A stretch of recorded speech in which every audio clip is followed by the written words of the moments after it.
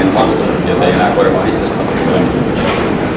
EU on nyt reagoinut tähän sillä tavalla, että he nyt tekemässä tämmöistä asetusta, että mikäli sillä hississä olijalla on tapahtunut hetkenä ollut niin hissiajokortti, niin silloin se vakuutusyhtiö täytyy korvata sen. Me ollaan VT Finland, eli Vertical Transportissa. Me ollaan tämmöisen suuremman sveitsiläisen yhtäjärjestelmän Suomessa. EU:ssa, tai siis Keski-Euroopassa tätä toimintaa oikeastaan 2018 asti ollut. Tässä mennessä semmoinen 5 minuuttia, niin sais ilmaisen hissiajokortti ei maksa mitään, koska jatkossa 2014 vuoden puolenvälin jälkeen tää tulee maksaa 4-5. Periaatteessa pakollinen kaikille hissiajokortti, jos haluaa saada niitä korvaukset.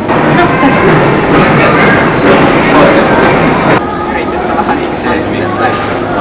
Tässä ihan semmoinen toimi, että otetaan tuosta aluksi kuvaan, mikä sitten tulee se hissikortti. Se on semmoinen pieni musta valkeen. Käy istumaan vaan siihen. Otetaan täältä ajokortti valkeen.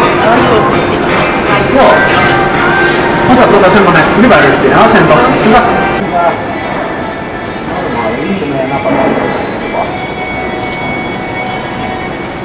Sitten seuraavaksi olisi vuorossa tällainen teoriakoe.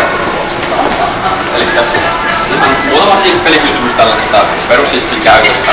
No mä aloitan tästä teoriakokeen sulle. Tässä on ekaan 5 kysymykseen 15 sekkaa aikaa vastata. Sitten sen jälkeen... Yhteensä? Siis yhteen kysymykseen aina. Okay. Sitten 6. kysymykseen on aikaa 30 sekuntia, 7. ja 8. molempiin minuuttia aikaa. Okay. Siis niin kuin yhteen. Täällä valitaan ABTC. Joo. Ja se kuluu tuo aika tuolla koneella, että siellä kuluu palkki alareunassa. Et sitten kun on viimeisen kysymyksen... Laskinta, apua. Mä lasken jos haluaa. No.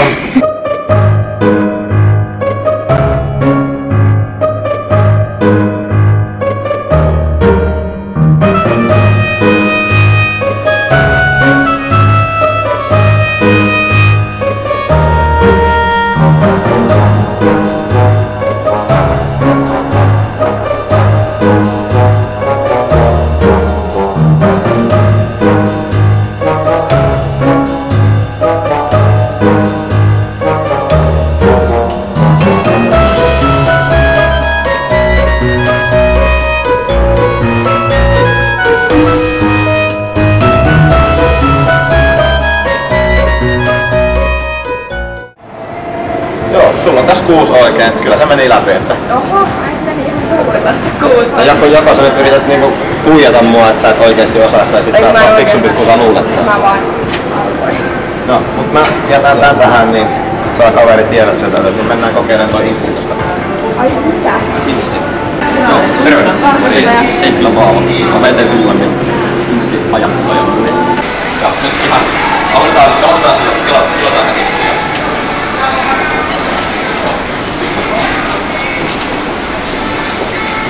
Sitten käydään vaikka kakkoskerroksessa aluksi. No niin. Joo, teidän jälkeen.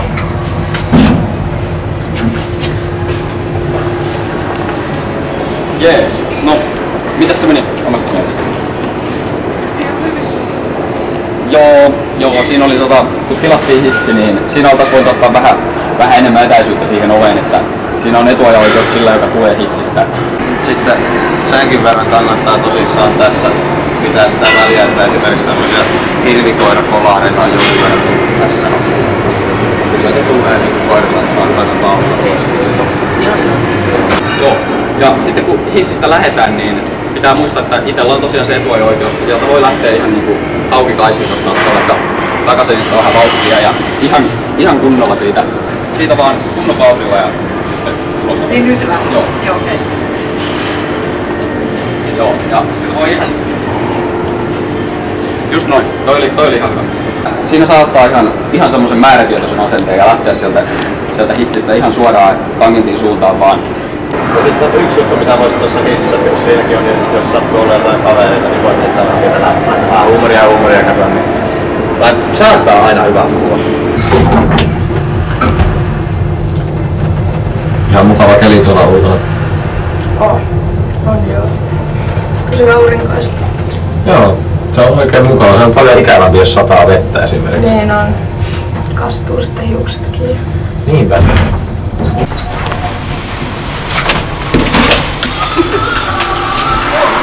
Joo. Kyllä tää läpi meni tää inssikin, että mä merkkaan tänne vielä. Ja sitten ensi viikolla on pimeää jo täällä, että sammutetaan kaikki valot. Ja siihen ei pakko tulla, mutta tää on voimassa 5 vuotta tää kortti.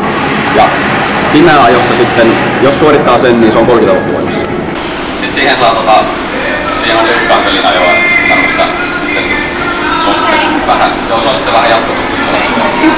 Sehän on sellainen, no nyt ei oo kovin ajankohtainen, kun tää on näin hyvät lattiat ja näin mukaan.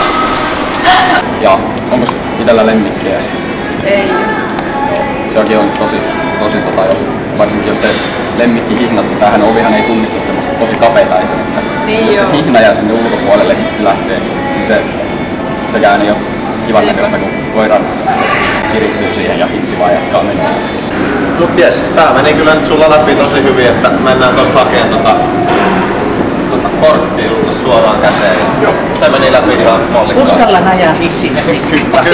Okei. Hei, onneksi olkoon. Pääsit läpi. Ja vielä yksi kysymys. Ootko ikinä kuullut teekkarijäännöstä?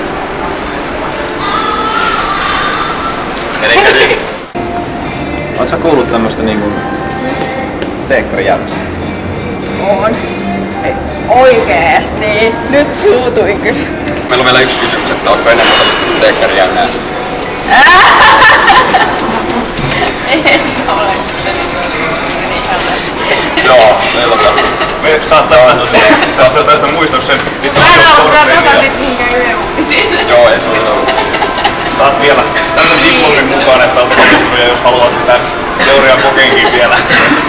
Saat tästä sitten vielä diplomin mukaan, niin jää vielä muisto sitten, että olet tällaiseenkin tullut osallistuttua. Mulla on tästä vielä diplomin muistoksen, että olet osallistunut tähän kiukkoseen. Ei, tämähän on ihan hyvä. En ole sitten joutunutkaan. Ja se saattaa olla, että se YouTubessakin näkyy sitä. Totta kai ei. Siellä ei tietenkin mitään. Niin ei yksilöidä eikä mitään tällaista, että saattaa vilaukselta nähdä sen.